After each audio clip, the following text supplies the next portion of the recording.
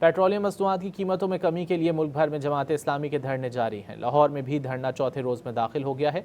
मुजाहिरीन का एक ही मुतालबा है कि पेट्रोलियम मसनूआत पर लेवी ख़त्म की जाए। इसी पर बात करते हैं नुमाइंदा डॉन न्यूज़ नुमान लियाकत से। नुमान, क्या जमात इस्लामी से किसी हुकूमती नुमाइंदे का राब्ता हुआ है?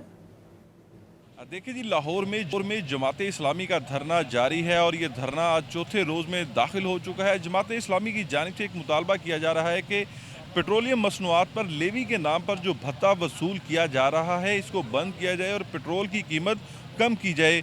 और आज चौथा रोज़ है। जमात इस्लामी के रहनुमा आमिर साहब हमारे साथ मौजूद हैं, इनसे बात करते हैं। आमिर साहब, ये बताइएगा, 4 रोज़ हो चुके हैं, क्या कोई बातचीत हुई है कोई हुकूमत के साथ, कोई मुज़ाकरात के हवाले से? देखिए जी, हम तो यहाँ बैठे हुए हैं और हमने सबको बशमूल हुकूमत को दावत दी है कि वो यहाँ आएँ और हमारी बात को सुने, समझने की कोशिश करें।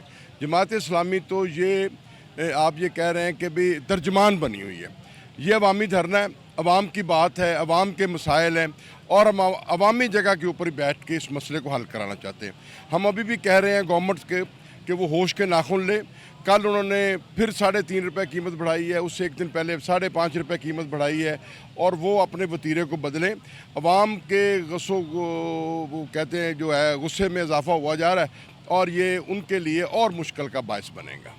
जी बिल्कुल, आपने गुफ्तगू सुनी है। 4 रोज़ गुजर चुके हैं, अब तक कोई राब्ता नहीं हुआ है और मुजाहिरीन जो यहाँ पर मौजूद हैं इनकी जानिब से ये कहा जा रहा है कि जब तक इनका मुतालबा जो एक मुतालबा है, अगर ये नहीं माना जाता तो फिर इनका धरना जारी रहेगा। और ये धरना ना सिर्फ पंजाब में बल्कि मुल्क भर के मुख्तलिफ शहरों में दिया जा रहा है।